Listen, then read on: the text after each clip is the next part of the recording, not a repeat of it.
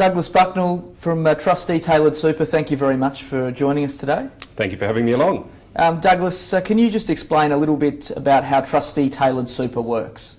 Sure. So Trustee Tailored Super is a next generation life cycle product. So it's a superannuation default product. It uses the factors beyond age as now permitted in the MySuper legislation. The industry really is looking for a way to move beyond the one-size-fits-all approach. And this is a system, it's an implementable system that fits into that sort of category. So who would be implementing the system, Douglas? Trustees, so superannuation trustees. This is focused very much at the trustee level, not at the administrator level and not at the fund manager level. Okay, and what led you to develop this product? Yeah, sure. So it's actually been quite a long gestation period in a way. In the 1990s, I was working with HSBC in their treasury area and dealing with superannuation funds. And I came across this concept of the default fund, which is the 70-30 balanced option, which most Australians are in, around 80% of Australians are in. And I thought it quite strange that trustees weren't using the information that they had about members to benefit members. But look, to be truthful, at that stage, I put it down to the fact that there must have been some regulatory constraint on it. But in 2000, I started working with the regulator APRA. And once I was at APRA, I realised there weren't any regulatory constraints. Instead, I was being told that actually it was constraints to do with the trustee and the information that was available. In 2005, moving forward, I started working for a trustee, which is ARIA, the trustee of the PSSAP scheme, and realised that the data was really quite readily available. Had a fairly busy time at that time. I had Simpler Super coming in, had other things coming in. It wasn't until 2008 that I actually sat down and tried to work out an implementable system that could tailor the default to individual members. And in doing that, I wanted to take the best of current portfolio design. I wanted to see if there was a way that we could nudge members to be engaged. But probably most importantly, I wanted to ensure that we were using members' remaining investment horizon or their human capital. So that's in essence what brought it about. In 2010, I was granted a 20-year patent on the product in Australia.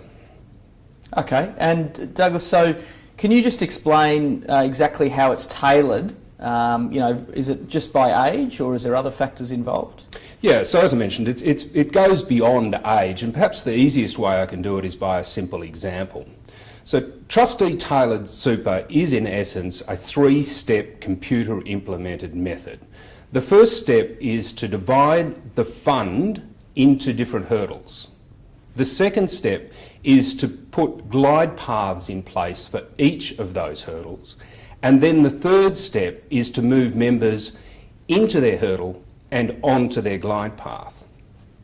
So what are the benefits of this approach compared to, say, just a life cycle approach that a lot of the funds are now implementing with the MySuper reforms?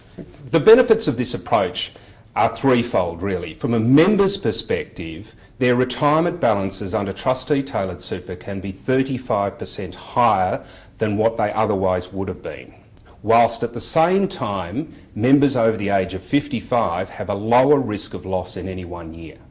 From a trustee's perspective, funds under management grow more quickly than in the current life cycle option that's based solely on age, or the current default option. In addition, Trustee Tailored Super is able to differentiate the product from other MySuper type products, and that's a marketing advantage for trustees. And can you think of, any insights you gained whilst working with your time with ARIA, APRA and HSBC, which informed the product? I mean, how did all that come together? Well, it came together in a number of different ways. I guess the insights that I've learned over that time, and coming from the investment side and going to the regulatory side and then going to the administration side, are probably threefold. Firstly, it's very rare that the investment managers and the administrators actually speak together. We don't see that very often in this industry in Australia. I think the other thing is that Australians are really good about coming up with new ideas. We're just not so good at actually implementing them.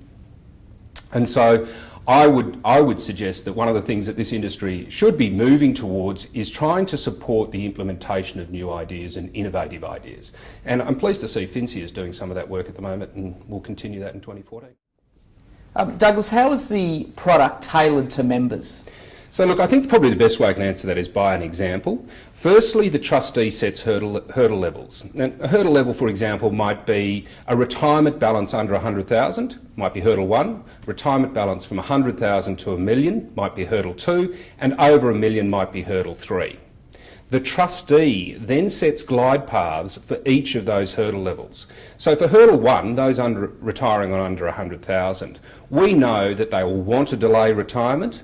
We know that they'll be getting the full age pension. So the glide path is set knowing those factors. Every additional piece of risk they take, they get to keep the benefit, whereas in hurdle 2, the benefit that they get out of additional risk will reduce in part the age pension. So the hurdle levels and the glide paths are matched up in that way. The third step involves the trustee, as part of the annual statement process, calculating or projecting the retirement balance for the members. Now, they know the current balance, they know how much it grew last year, they know what the remaining investment horizon is for the member.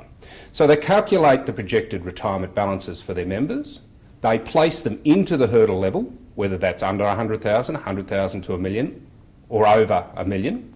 And then for each of those hurdles, take hurdle 1, there is a glide path, and if this member is aged 30, they might be placed in Australian shares. If the member is 55, they might be placed in the conservative option. If they were in hurdle 2, it might well be still Australian shares when they're 30, but it might have backed off to cash by the time they're 55. And I guess that's what members really want is to know how much they've actually got in retirement, don't they? The actual balance, and not just a percentage figure over a time-weighted return. That's right. The goal with superannuation really is retirement. In addition to that, though, I think trustees need to be able to show members that they're looking after them, even though they are disengaged, because these members, as their balances grow and as they get closer to retirement, will become engaged with their super, and it's about building that trust. Douglas, how does the product interact with the balance between sequencing risk and longevity risk? That's a really good question. So part of Trustee Tailored Super is that at each annual review process, as part of the annual statements, the calculation is redone.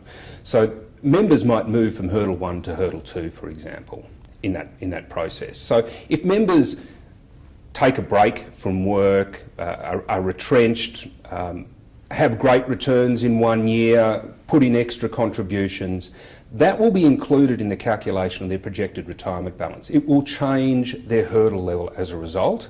And so, if you like, sequencing risk and longevity risk are both inbuilt inside Trustee Tailored Super. They're inbuilt with a 1 year lag, if you like, because it takes into account what has happened on the contributions or return space in the last year. Yes. One final question.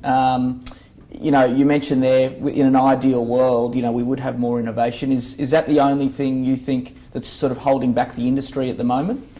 Oh, look, I think the super industry is in a great spot in a way. Australia is a leader. The three things that stand out in the super industry are, one, we don't really take account of members' long investment horizons. Super is preserved until retirement. And we should be building that into our investment products, whether that's infrastructure or otherwise. So long investment horizons should be built in. Secondly, I mentioned earlier that I don't think we look at the supply chain particularly well. We don't have the administrators talking to the fund managers. It seems that there's one-on-one meetings rather than a whole supply chain, if you like, type approach. And look, I think the third thing is that really trustee officers in particular need to adopt new technology. They are by nature conservative, and that's appropriate, but we do have new technology out there. Big data is one of those, and it's time that the industry started adopting that more widely. Well, Douglas Bucknell, thank you very much for coming into Finsia today. Thank you very much for having me and for Finsia's support.